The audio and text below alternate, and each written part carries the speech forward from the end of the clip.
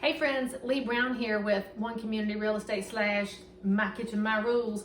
So we are actually in the kitchen. You already saw the information on mashed potatoes, and if you missed that episode, you're gonna have to travel back in the series because the other part of supper, when I made the mashed potatoes, Basil Hayden, by the way, with that whole recipe evening, is pork chops. So the way you want to think about pork chops is how easily they can be done. This is like super lean cut, good protein, and mix it up a little bit. So we're gonna make the easiest pork chops you've ever had. They're super good and they're super fast to fix. So I buy the boneless pre-cut ones at the grocery store, and frankly I bought these because they were on sale. That's why we're having the fancier ones. And we're gonna heat some olive oil up in my big skillet. I would normally have used my grandmother's cast iron, but I'm fixing to make 8 of them, so we'll have leftovers for tomorrow. And I do appreciate the suggestions that I give my leftovers away, but y'all should know we eat all our leftovers. And it's not that I don't love other people, but we use up what's in the house. So anyway, I'm gonna hold my hand over till I feel like it's hot enough. That's a very technical term. And as you know, it's my kitchen, my rules. I don't know what temperature it'll be at, but I've got the stove set on medium high. And then it's gonna be the easiest prep ever. So here's what you need. You need some kosher salt, you need some pepper, and you need some Hidden Valley Ranch mix. Now, if you didn't know, maybe you have children that do not eat vegetables. They'll eat anything with Hidden Valley Ranch mix on it. And I don't know why it's Hidden Valley Ranch. I don't know the secret. All I know is this daggone stuff works on everything, and it's how, frankly, all we should eat carrots. Where is this stuff made? Let's see. It is, I don't have my glasses on, look. I'm determined to find out where y'all make Hidden Valley Ranch. Oakland, California. There ain't no way this is made in Oakland.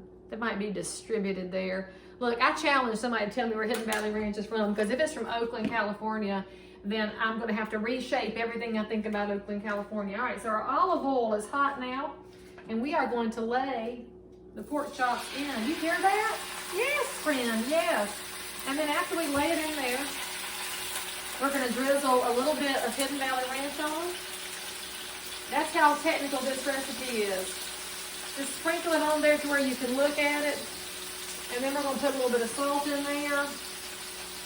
Again, just sprinkle it on to where you can see it.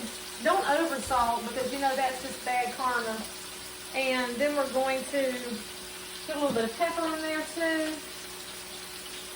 We're gonna get them started now. Each one of the pork chops needs to cook for, I don't know, about 5-6 minutes.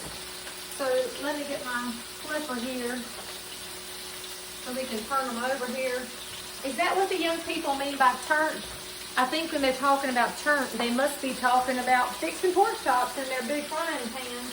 I didn't look at what time it was, but my grease is a-popping. So let's cut it back a little bit.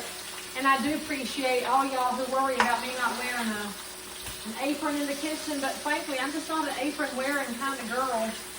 I try just not to get food on my clothing. And I generally have pretty decent luck with it. We're gonna flip them over a little bit, and just after I said that, I splashed grease out of here. Well, it's olive oil. I guess that makes it fancier so it doesn't bother me as much. And now we got the other side. Put a little bit more Hidden Valley Ranch on the other side too. And legit, y'all, you don't really have to, I mean, there's a lot of good recipes for marinating your pork, but I have found this little grilled recipe where it's fine, plenty of flavor. You really want to cook pork to about 160 to 165 internal degrees. I cook mine by sight till it's a little bit pink inside, because I don't like things to be burnt and dried out. But get you a meat thermometer, be safe, because you know pork has critters that could live in it. Make that your side dish with your mashed potatoes, and also with my pinto beans that have some ham hocks in it, and you'll have a very happy family. And it's pretty cheap too. This whole package of 8 pork chops was, let me tell y'all how cheap this could be. Oh, that was $12 for 8 pork chops. A couple bucks for a bag of potatoes. Pinto beans don't cost hardly nothing, and people will give you the ham bones. They don't know what to do with it. So anyway, get you a supper for under 20 bucks, good southern food, fairly healthy, and I'll see you next time.